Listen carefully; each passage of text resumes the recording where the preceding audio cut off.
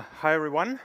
I hope you're not so tired yet, but the good news is this: after this panel we will have a networking lunch, so you will be able to get some rest.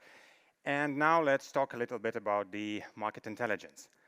I know that probably most of you are now thinking like, oh no, come on, it's not going to be another discussion on what the ferromolybdenum price is today. Spoiler, FEMA prices went down in Europe last week, and this week they are somewhat stagnating.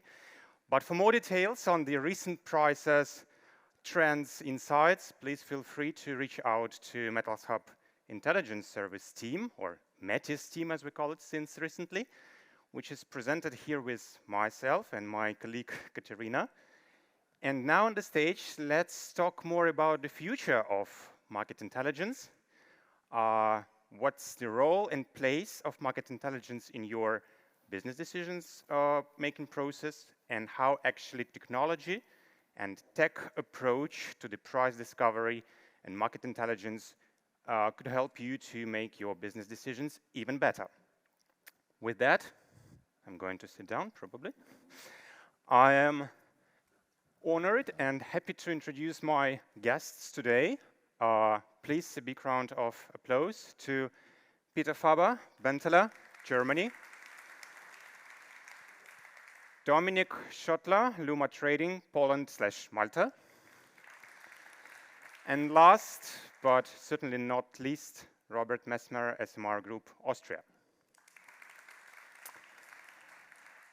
And yeah, as I said, regardless, are you a steel producer, raw material producer or trader, market research provider, you're daily operating with data. You're daily using some sources of information, statistics, price discovery service, and so on and so on. And it's quite hard to overestimate the importance of it.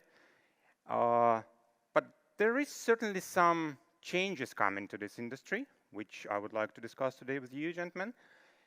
And so far, probably you can share your experience. I mean, up to now, what was your experience with using market intelligence tools, price data providers, how actively you use them, and what is the most important for you in those kind of services? Peter, Dominik, feel free to start. Yes. In my opinion, I mean, we have seen yesterday a very nice fact, what I also liked, the power of data. And also Joachim showed impressively in his company how he used data for business decisions, as you mentioned. So in my aspect, or another aspect of that, is what I say, for me, data is the beginning. It's the beginning of everything what follows.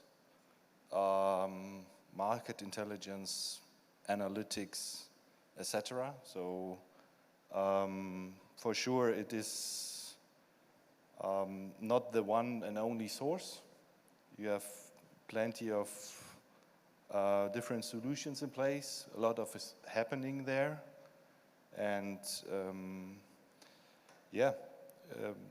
I think it's also valid for you day-to-day base. Sometimes, for me, in my experience, you take less than 5% of your capability, of your daily capacity to do data research or to check just what's going on. Sometimes you have to do a deep dive when it's coming back to your project roadmap, where you are 6-7 hours taking the time really to understand. And so this is a kind of my success from the last 16 and experience from the last 16 years. Doing a proper job here and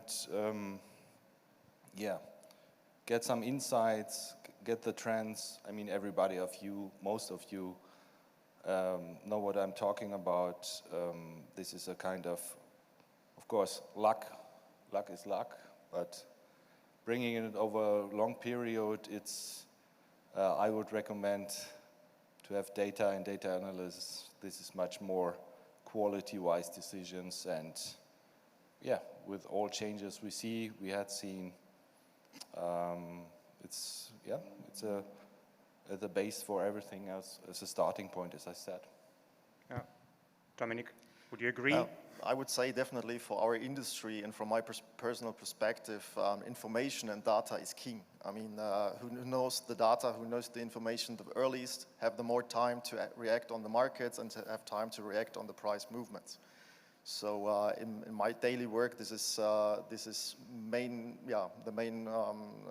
thing I'm taking care of, and to try to understand the market. On the one hand, you're creating the market data, you're creating news by yourself by being active in the market, and on the other hand side, you're trying to understand the global picture of the market, not only on raw materials but also on steel production side, world economy and stuff like this. So from my perspective, definitely a very important tool to be used daily, depending on the source of information you're getting it from, and how you can use it.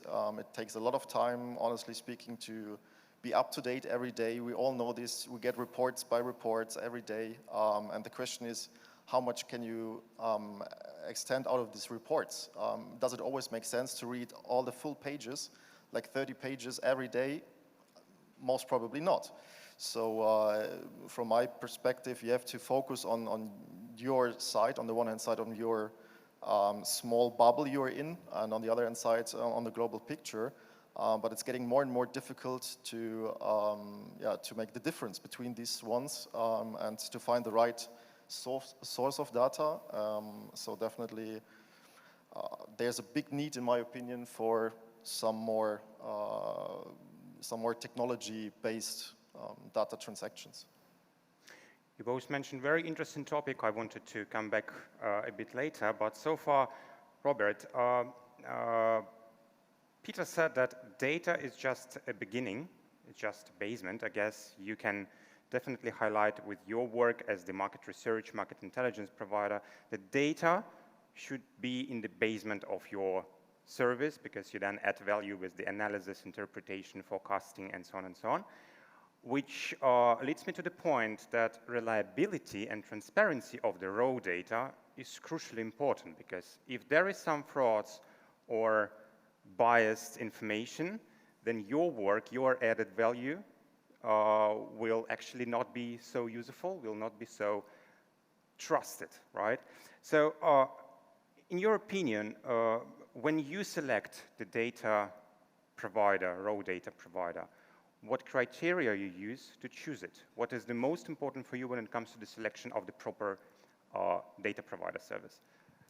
Well, I think the foremost criterion that we look at is clearly, as you mentioned, the reliability and the credibility of a source. Because I think everyone in the room knows the principle of garbage in, garbage out. So when the basis where you start from is not good, then what would be the analysis or the product that you create from? So I think this is really crucial for when it gets to the data selection.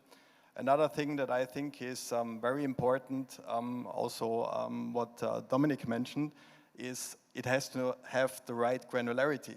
Because if you have to go every day through 30, 40, 50 pages of reports, where potentially only a smart fraction or a small fraction of it is relevant to you, then I don't really see that the data is helpful. And also what I think is very crucial, as you said, also with your daily business, it has to be timely. So it doesn't help if you have information from, I don't know, 6-7 months ago, or it often comes with a delay. As also we heard in the recent speech with the nickel price peaking, people reacted way too late. And I think if the information flow would have been faster, then I think also this would be very helpful. You also mentioned this topic, so let's come back to it. You all said that actually data are used on a daily basis, and sometimes you have to spend a lot of time to either evaluate the data and fill the gaps when it's delayed, or you have to spend like 6, 7 or whatever hours to read through all the papers, reports, and so on. With that, my next question would be, to what extent the market intelligence tools or services that you are using now are integrated into your daily operations? I mean, whatever system you use for procurement, let's say, which is definitely Metalshub platform, or whatever you use for managing your stocks as a producer, how important it is that data, quotations, prices, news, are digitally integrated, let's say, on the same screen, rather than looking on the paper. Is it really an issue for you? Yes, it's a very important point. I mean, we are definitely improving there. We improved a little bit, but I think there's still, in our individual case, we have still a lot of workload, manual workload to monitor. I mean, it's we are a tube producer, so we are not. We don't spend so many times as you do, or other who have, have a different company profile, right? So we are acting on daily basis. We are acting on weekly basis. We have on and aggregate on monthly basis as well. And sometimes, I mean, you will agree, market is quiet, yeah. So it's a mix of having, let's say, a standardized process and the motivation for people who do manual work, and there is no news, but it's what is the value add? So this is a challenge. I would say providers improved there, but the interface is still, I would say, there's still a lot of room for having IT solution in place, really to standardize, to design your own cockpit and make automatically out of that an internal report you send to, as I said, to the audit or to your internal stakeholders on a daily basis is different as a management report you do on weekly or monthly basis. Dominik, any thoughts? I would definitely agree. I mean, it's for us, as mentioned, we are working with it daily, but it's completely off platform. So we don't have any implementation to our daily work, what we are doing. And the main issue, in my opinion, is that we are all working in very small markets. I mean, it's the raw materials market is not the big market in the world. So it's quite difficult to only find the news and the information you need for your daily job. And I think that most of the other publicity companies who are creating reports and stuff like this are knowing this information, but they cannot transform. And the main issue is that not only we are all now working here in this room currently remotely, we have our mobile phones and stuff like this and tablets, and try to open a page of, let's say, some other publication and try to use it on your mobile phone. That's just a simple example for me, for example. For me, it's impossible right now to get some weekly numbers, some weekly price numbers from one of the biggest publication because it's not able to be shown on mobile phones, on iPhones, for example, which is very small market share of phones. So quite difficult to understand from my perspective why this is technology lacking very much behind in our industry. Well, they are big companies with their own bureaucracy, and you can imagine how slow they are in providing changes. A part of being sometimes delayed with the statistics or being digitally unfriendly when it comes to the distribution of data, any other limitations of the traditional market intelligence tools you have faced so far? I mean, when it comes to the reliability of content, manipulations of prices as have been mentioned before, and so on and so on. What I found, especially with the topic of the integration, I mean, we have some sources where the APIs are really very good, so saves a lot of time. But what we saw, especially also with the topic of the niche market or special markets, emerging markets, the problem oftentimes is that there is no historical data, or that these data providers do not really focus on the granularity that is basically needed for this.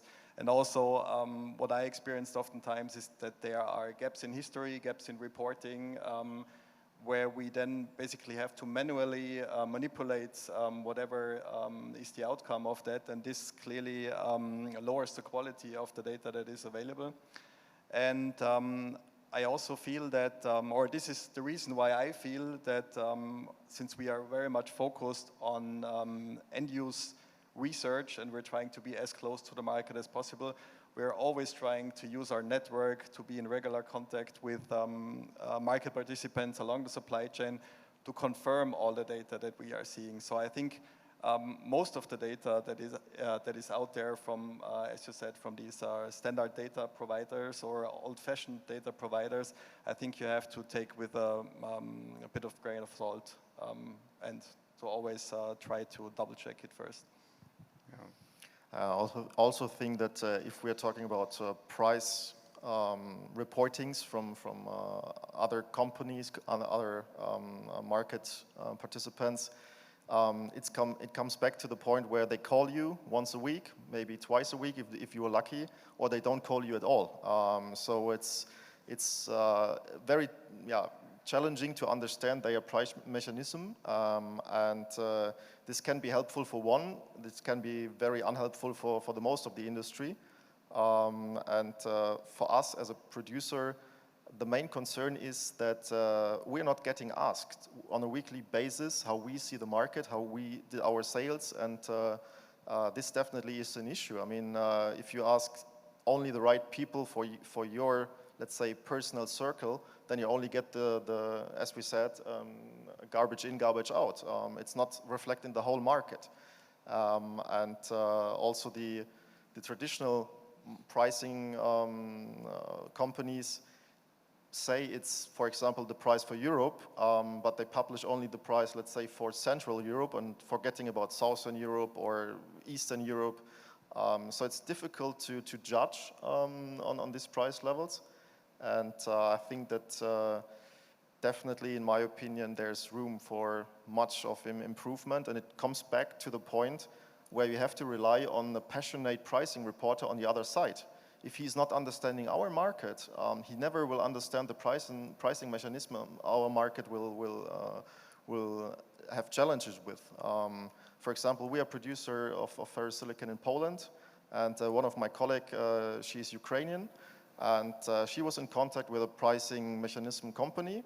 And after a long time where we reported prices, where we discussed prices with them, they asked my colleague, by the way, are you only trading Ukrainian ferrosilicon, or what are you doing all the day? And I was very perplexed by this question, because normally you should understand how the market works, and we are the third largest producer in Europe, so it shouldn't happen to market intelligence companies that you get these questions. So yeah, time to improve. True. Yeah, just go ahead. Just short comment on that. I mean, I fully agree. One sentence is enough. I think that's why we are here. That's why the second one. So that's why MetalShub is giving us this change of quality and pricing. Yeah, actually, that brings me to the point that probably, Robert, you can agree with me as the market analyst that discovering the basic information, the raw data when it comes to the either statistics, trade statistics, or price, for the analyst, for the price reporting company, or for the market intelligence provider, takes sometimes more than half of the daily time, actually, because it's quite hard, which partly answers your issue, your question, why they are calling only to the limited number of people, because physically they are also humans, and they have no time daily or even twice per week to call to everybody. This is the main limitation for them, which actually brings me to the next question. Do you believe that probably this very basic stuff of collecting raw data, we can rely on the technology going forward? And in general, where do you see the place and role of the technology and tech approach in the price discovery, market analysis, and market forecast supply chain, let's call it this way? Well, for me, on the one hand side, very important is always the volume you are taking into consideration. It doesn't make sense if you take into consideration only one transaction, for example, measuring the pricing for a complete commodity. So it definitely has to also bring in volume into the market on the one hand side. I think that tech can be a very good helper in let's say, being impossible to manipulate on this part. But on the other hand side, for analyzers and stuff like this, I think it still comes back to the personal work of journalists or data analysts to do this job. But what definitely would improve our daily job or my daily job is if you would have a clear view on how prices are collected, what is in this pricing report or what is in these prices driven in, what quality, what delivery terms. For sure, every company right now has this own, let's say, quality reports, what they take into consideration or not. But is this always followed? I doubt it, because you see in prices on a very low level, which not can be high quality product in my opinion from time to time. So there's technology definitely helpful because it sorts out it's a 1 or it's a 0. So quite simple. Robert, interesting to hear your opinion on the technology in this market intelligence process. Do you really believe that at least collecting the raw data can be done by machines? In order to collect data, there must be a data provider, someone that feeds you the data. And I think in terms of compliance and data privacy, I think this can be a very tough topic. I mean, we're currently in several projects where we're trying to automate data collection and also to do some pre-work in terms of forecasting. But we're still at a pretty juvenile stage. So I think there are some processes and some types of data that could be easily collected, but especially when it comes to interaction, to get to know the stories behind everything, I think this is something that AI will not be able to do in the foreseeable future. Yeah, but look, what we do in Metalshub now, actually, we are providing the software where company can trade through, and then the basic data when it comes to the price, volume, et cetera, is collected by the algorithm, while analysts can call into the market to find a story behind. But what this process secures is actually the privacy of data, because you cannot manipulate, of course. It saves time for the analyst and provides the very transparent and reliable raw data for the further analysis. This is actually the approach. Peter, what do you think regarding the limitations of the price reporting agencies, where they can be easily manipulated, and if the technology can be stepped in to secure at least the manipulation side of price discovery? Yes, I mean, to answer, it's you have defined your own algorithm, how to then publish, calculate and publish it, and this is settled and it's not changed week by week, depending on how market is moving. So this is the base for trust in a good data quality. The other topics we already mentioned and have seen in the morning, what is journalist-based pricing and what is then really transaction-based pricing. And I have, as all of you, I mean, LME in copper and in nickel is defined. There is no discussion about it. In other smaller markets or only industry markets, even in scrap, what we see here, I mean, I would not like to have it in the late 2020s. So from today in 3 to 5 years, the same situation. So of course it needs time. You have a realistic timeline in your roadmap, I believe, and for us as well, it has to be liquid. The volumes have to be in. There's just one shot for a new standard, and we should get the opportunity to make it right. So from our side, this is what the industry is requesting. I mean, all the participants, if I take my colleagues from other procurement departments inside, avoiding risks or avoiding having a disadvantage compared to your direct competitors is one of the tasks for sure, bringing added value add inside, but not in a speculative way. Again, Benteler is a tube producer. We got our margin out of our value add and not in purchasing.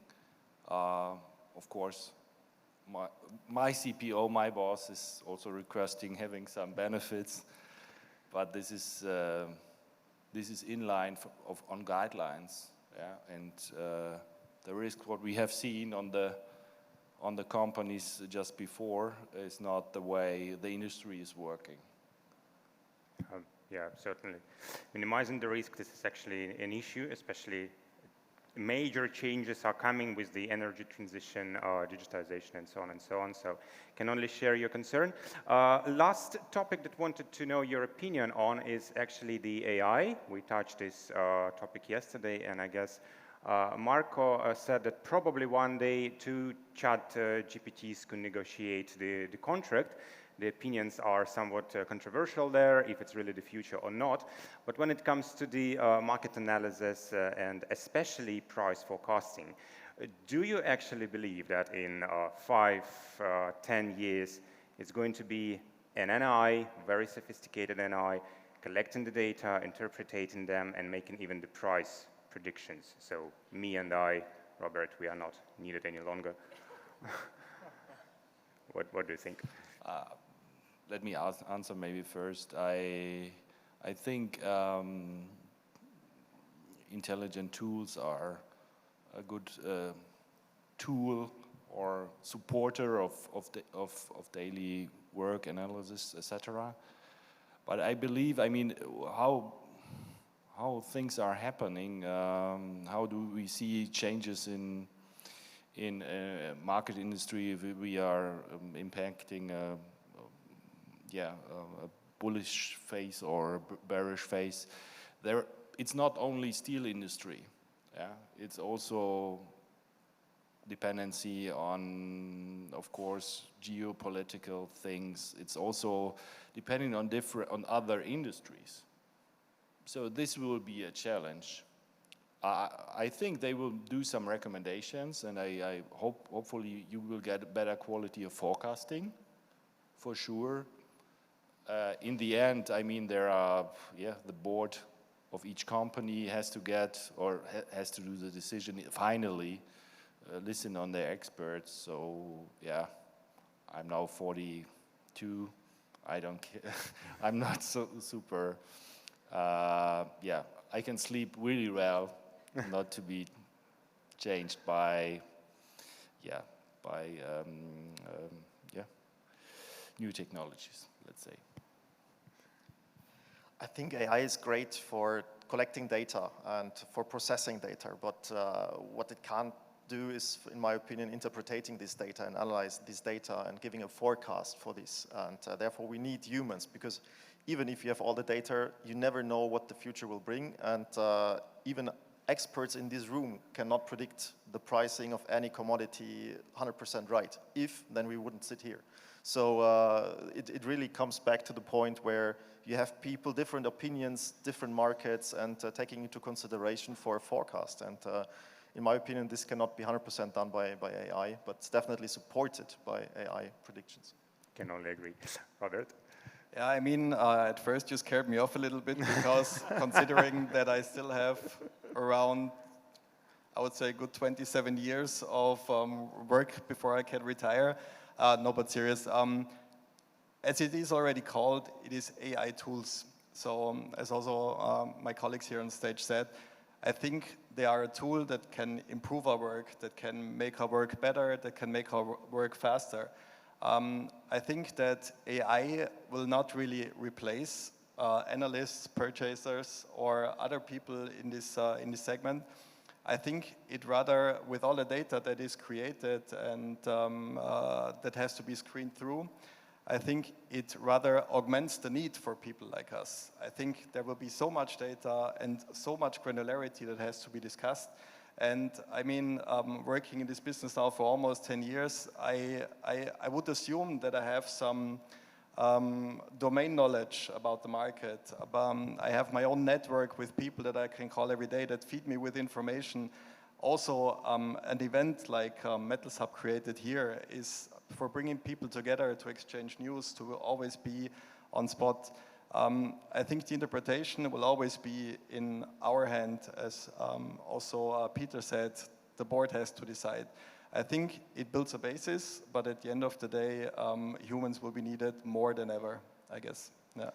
And I mean, for the price, for the finding of the price, clearly MetalShub has created something that is worth to keep an eye on, and this is also why we partnered up with you, actually. Yeah.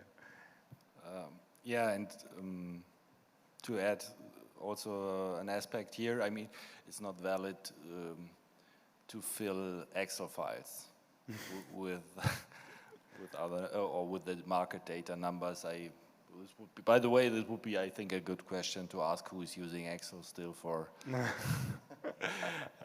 having all available in their I'm afraid we sheets. would be surprised.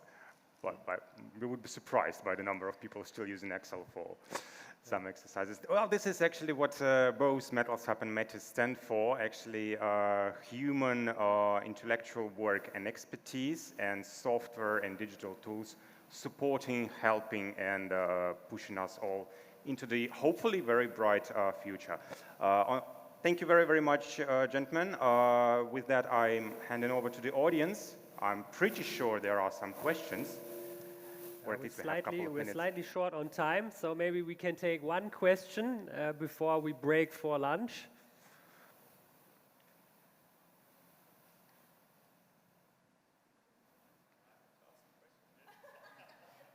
Frank, come on. A short one, please, Frank.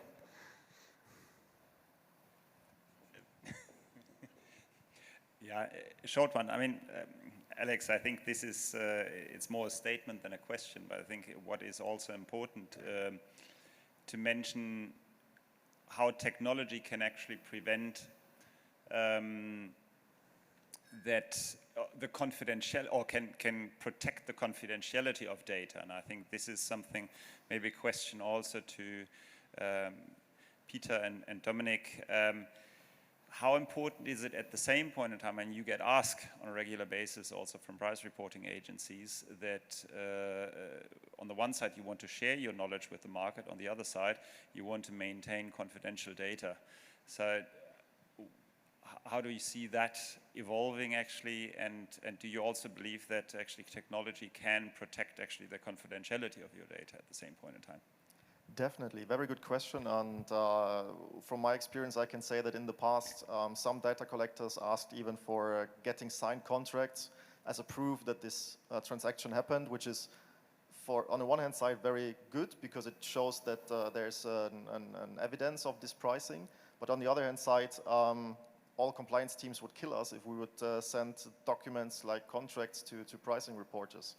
So this is definitely something data can protect, and technology can protect this data, this private data.